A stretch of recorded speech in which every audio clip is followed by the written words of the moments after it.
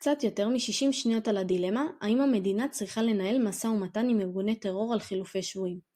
מאז הקמת מדינת ישראל ב-1948 ועד היום נלקחו חיילים ואזרחים ישראלים בשבי כוחות האויב של צה"ל, וברוב המקרים נערכו עסקאות חילופי שבויים בין ישראל לאויבותיה.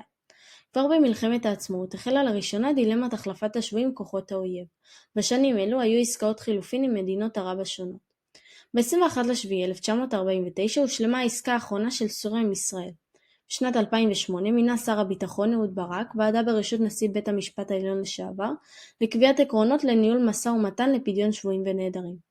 העסקה האחרונה התקיימה ב-2011 עם שחרורו של החייל גלעד שליט לאחר 5 שנים בשבי חמאס.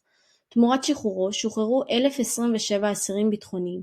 המחיר שישראל שילמה היה גבוה והייתה מחלוקת בעם לגבי העסקה.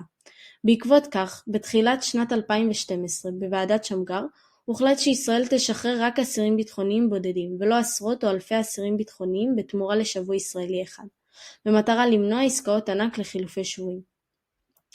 ב-7 באוקטובר 2023 נחטפו מישראל לרצועת עזה כ-253 אנשים חיים וגופות. בין ה-24 לנובמבר 2023 לבין ה-1 לדצמבר 2023 התקיימה עסקת שחרור החטופים.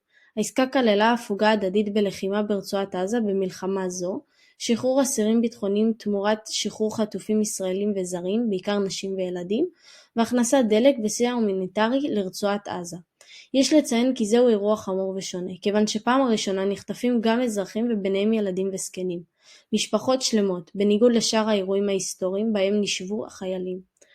כ-70% מהישראלים טוענים שיש להחזיר את החטופים בכל מחיר. מה דעתכם? האם יש לנהל משא ומתן עם ארגוני טרור בנושא חילופי שבויים? Created using Powtoon.